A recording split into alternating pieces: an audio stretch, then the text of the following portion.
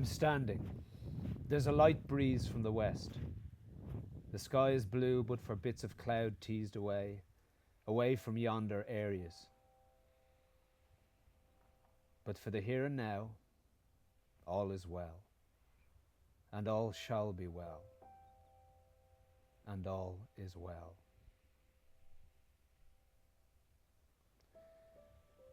Scanning the panorama, I can see in the western horizon Nabana Biola Mountains, whose names means the blessed lips. They roll down through Connemara to Galway Bay. Then in the east, the Burren turns from its tip black head back to the giant backdrop of the cliffs of Moher. The sea is the middle ground, as flat as a mirror today. Ferries streak through, small and slowly, from Rossaveel and Doolin. The graveyard on Inishere has excellent aspect. It's raised high up on a mountain of sand. That same sand has been there for at least 1,000 years.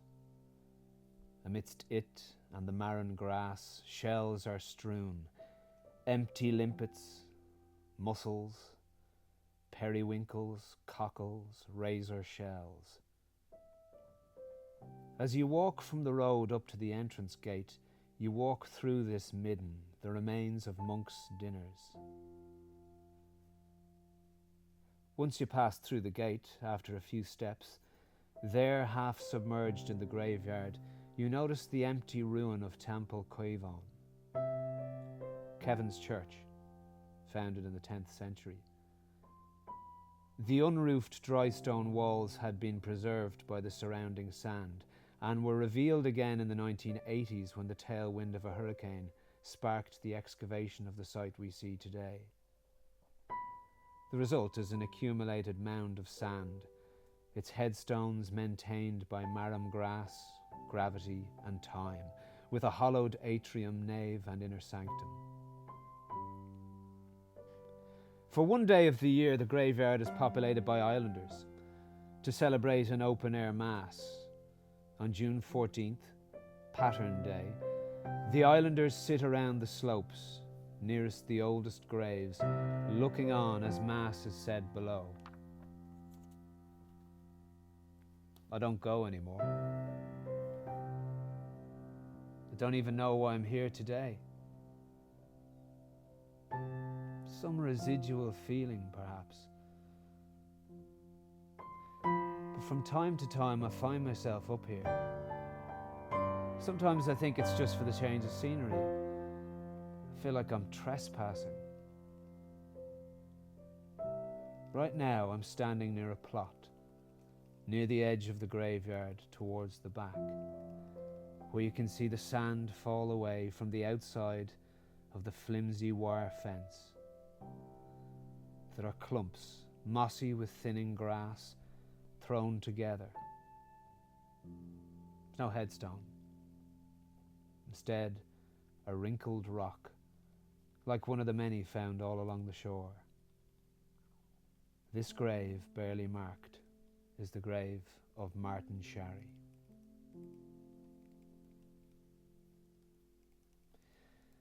My name is Martin Sharry. As for as long as I can remember, I've been going to Inishere, Aran Islands. One summer when I was 6 years old, there were 3 Martin Sharrys under the one roof. There was Dado, my grandfather, who built and owned the house, my uncle and myself. The house remains today very much as it was back then. Still the cold stone floor, the thick lime-washed walls, the open fire, a gas light that gave a yellow glow when the electricity went. Beside that, a coil of yellow plastic for killing flies, a dresser full with delf, an array of multicolour cups, jugs, plates, platters, egg cups, mugs. There was a grandfather clock with a picture of George Washington and his wife at their residence, Mount Vernon. Its tick-tock was loud throughout the house. every now and then it needed to be rewound. There was an attic with books, ropes, nets, old batteries, tools, glumachs, small wooden frames for wrapping fishing line, an old mirror mottled and warped with an over-ornate frame. Back then there was no fridge. Instead, a steel bucket full of water, encased in a box of cement walls with a wooden board for a lid. This in turn was housed in a small shed. I feel through the darkness and cold, lifting the lid, and see the cold dead eye of a mackerel. There's no toilet either, just another bucket. Always the flies and the stink to be mixed with the ashes, rotting waste and sand. There was a corner in the garden where this mix was dumped. Every now and then we'd get a donkey and cart and bring it to a field to make new earth. No TV, no radiators. Us kids were outside most of the days, hanging around with other kids. Regulars here for their summer holidays, playing on the beach or inventing adventures, playing cops and robbers in O'Brien's castle, circling the island over and over. I could see my grandfather, Martin Sharry. He's in his 80s. He sits in that chair, facing the fire, back to the door.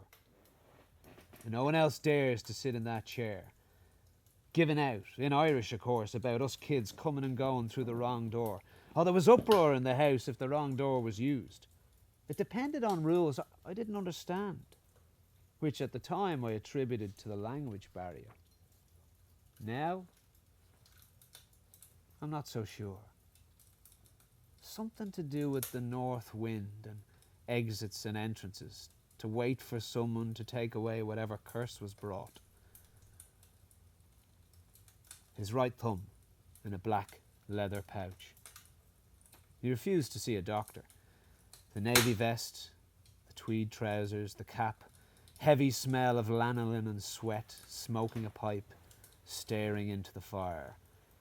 His lantern jaw clamped shut, as if coming down for a storm.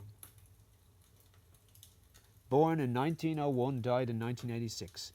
Married to Kate Griffin, born 1902, died in 1990.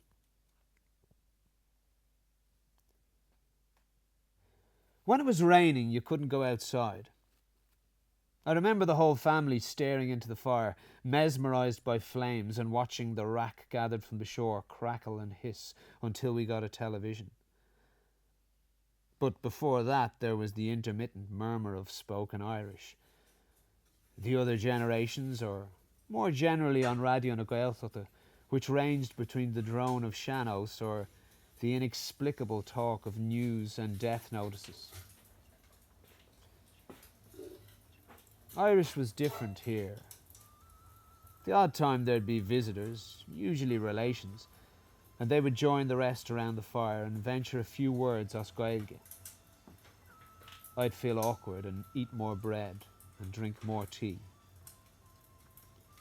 We did impressions of this strange speech and adapted their weird triple-barrel names into our Ballymun slang. They'd attempt to engage us by tracing our genealogy and testing us on what cousins we knew, or neighbours even. Martin Sharry, his son, my uncle, is less visible. He stays in his room, only leaving either to eat or to use the toilet. That was his chair, and he'd wait for it to be vacated before he'd eat. And he'd eat the same thing every day. Spam, processed cheese, bread and tea at around 12 o'clock every day. He wears a uniform of grey, navy, black, bulk of abdomen and withered limbs, hair plastered black with shoe polish, cardigan and vest with threadbare slacks, greying black socks falling loose, revealing pale thin ankles cross-legged, reaching for a cigarette, the flick of flame, the cupped hands,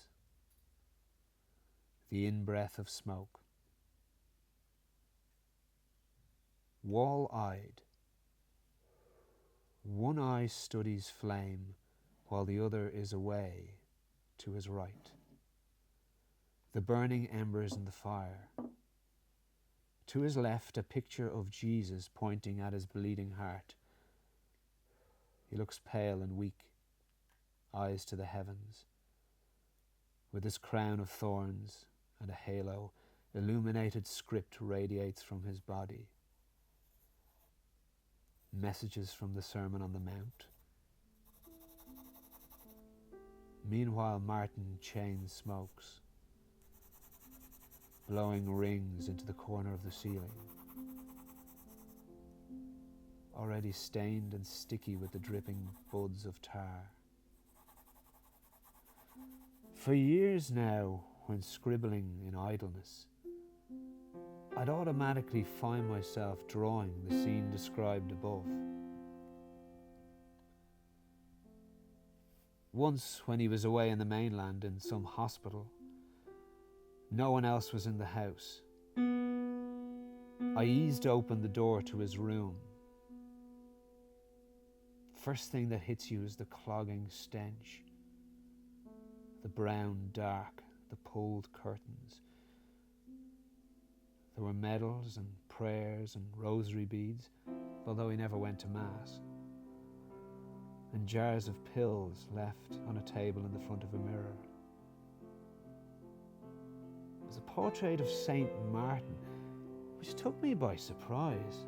I didn't imagine he was black. But the windowsill, there were coat hangers that had been untwisted, and corks were stuck in some of the ends. They were rearranged into different shapes, and jars and bottles were connected. And there, old copies of The Star and the Sun and a small wireless radio. Martin was my godfather. Didn't mean much. But on the day of my confirmation, he put a blue £50 note in my hand. It's the first time I'd seen one for real. I was stunned. He rarely spoke, let alone gave anything to us kids. I was quickly made to give the £50 back. He mustn't have realised what he was doing, I was told. They used to say, God love him, what could he do? He was helpless. Though he had been good with his hands once.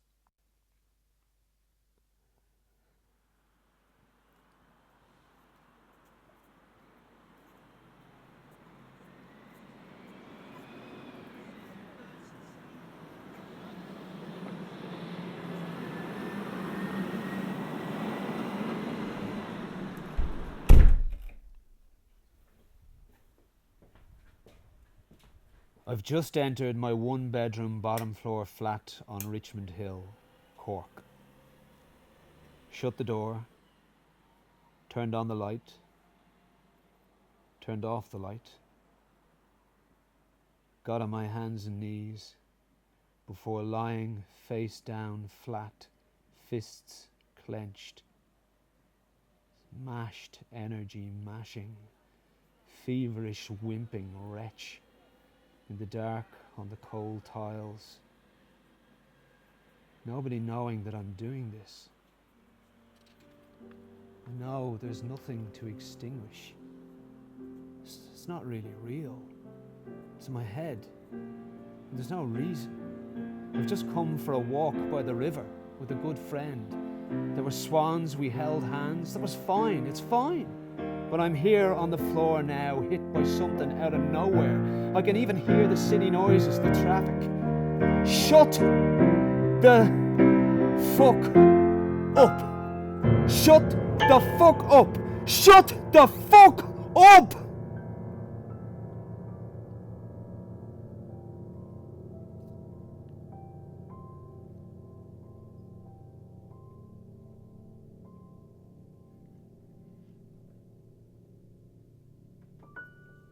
About a year before, I went to the doctor to see if I was depressed. This is a big deal for me. People had said on and off for years that I should see someone. I knew I wasn't happy. Things were coming to a head. Tired of confusion and frustration, I made an appointment. think I just caught him before his lunch break. He checked his watch before I was admitted. He gave me a questionnaire to fill out. And when he returned after a few minutes, he quickly totted up the scores. Because I didn't qualify as suicidal, I was okay. Staved off prescribing medication, thank God. When I told him that I intended to go to college as a mature student, he commended it as the best remedy. Still, I found myself envying the suicidal,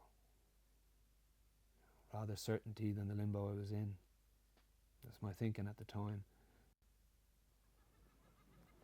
3 years later, I'm in Cork, UCC. I'm studying English and folklore. There's an open audition for a double module, Elements of Theatre Practice. I dared myself. I said, do the opposite of what Martin would do. It was terrifying. Be yellow.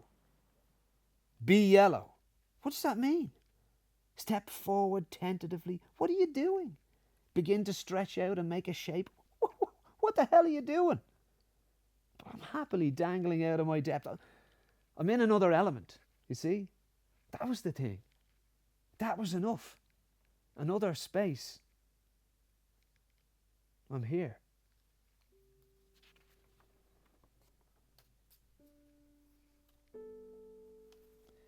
Grandad peers out the open door, reading the sky. He's quoted in the Daily Telegraph, 1964, as saying, "I'd rather be out in a curragh in an Atlantic gale than walk down Wall Street at rush hour." You can predict the weather, you know. That penetrating X-ray vision. An eye trained for distance and span. Quick to the signals. Seagull, mackerel. A vision immediate to the immediate world. That knowledge is lost to me. Lost like that language that sounds like rough sounds stretched out in a yawn. A seeming deliberate mumble. I can affect a bloss and make a mockery of myself, but the meaning is lost. At my uncle's funeral, I stumbled through the reading without knowing the meaning. Tá anamacha na viren I láv de agus ní banhi lo cuica. Bedói le look na dicala goraw siad marab agus massacre tobiste ba a ma. Agus gur anan agus ditu nimacht wen. Agus eulig atá fwy zuivnish anish. Or big gur siad pinos os cor on tail. Bí siad lán dógus go merfdísh go jau. Taréis dói biogan smachtica a fulling brun mór an tílik urhu. Sinné brihir day. Martin stares out the window where you can see a bit of the beach as well as the garden and then Galway Bay beyond. I doubt he sees that his eyes are lifeless. He lives as if he's stuck in one of those ads for the Angelus.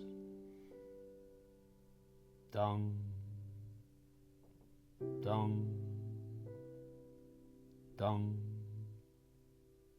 If flies were about, he'd hardly bat them away. Like those ads for Trócaire. My eyesight's fine. Yet when I find myself straining to tell whether it's drizzle or dry outside, it brings to mind the difference between our ways of seeing. Martin wasn't always as still as the fixed image in my mind. The odd time when, forgoing or forgetting his medication, his left eye would swell and bulge bloodshot, latching on to any innocent misappropriation, his food or drink lashing out as in some strange spasm, roaring, "Dior Yadawel!"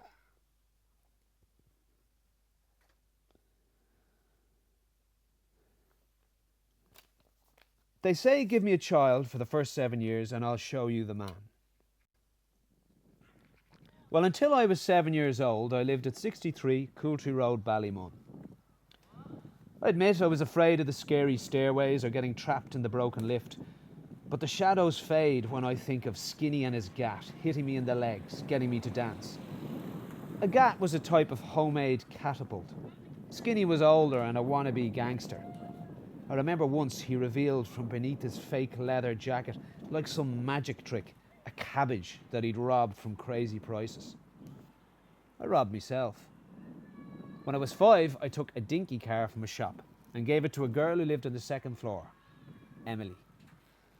Her smile reveals a missing tooth, and I remember her hair, those Irish dancing curls. One day I pissed outside her door. Her mother comes after me with a kettle of scalding water, telling me to piss outside my own door. My brother, in his pram, whipped up into the sky by a freak gust and landing in someone else's balcony. That really happened. Watching breakdance on a piece of lino in a small, dimly lit bunker of a room. The death of a Chinese man who fell from the 4th floor. I asked my mother what happened. She said he couldn't sleep. Licorice, chalk, ice, black and white. Arguing with a girl on the top floor who said 99p is the same as £1. I said it wasn't. Myself and my best friend Declan, who once had his fringe sellotaped to his forehead in school, one day we went to the limits of the football pitches. Furthest ever before. There was a ditch, so we ran along the perimeter, getting further from the flats until we found a gap. There was a path worn in the dry mud. It dipped and ramped up the other side, so we ran down, letting the momentum carry us through. And then we never looked back. We just turned and run, and we ran as fast as we could, back to the flats, back to the tower blocks, the cool of the buildings, the usual echoes. We couldn't talk. We looked at each other and smiled. Automatic, guilty and free. 2 Mazers. Our secret. Of what? We didn't know. Back by orders of the corpo. The right-angled areas, the balconies and elbows, the contracted acres and the concrete grey, the temperamental central heating, the squash and squeeze amid the mod cons concentrating the mind. An empty projection, 0-point perspective, corridors and closed doors, the need to rezone.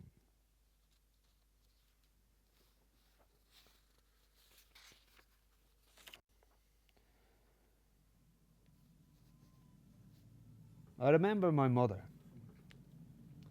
She drove my brother and I to Ballinasloe. It was the last chance I had to see my uncle.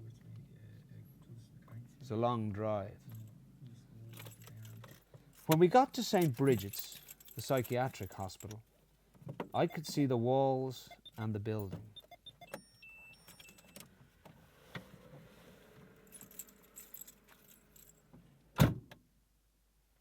I remained in the car. It was all phony. We were happier when he was away, not living in the same house as us. So I'm standing there, opposite the anonymous stone. My hands meet and fingers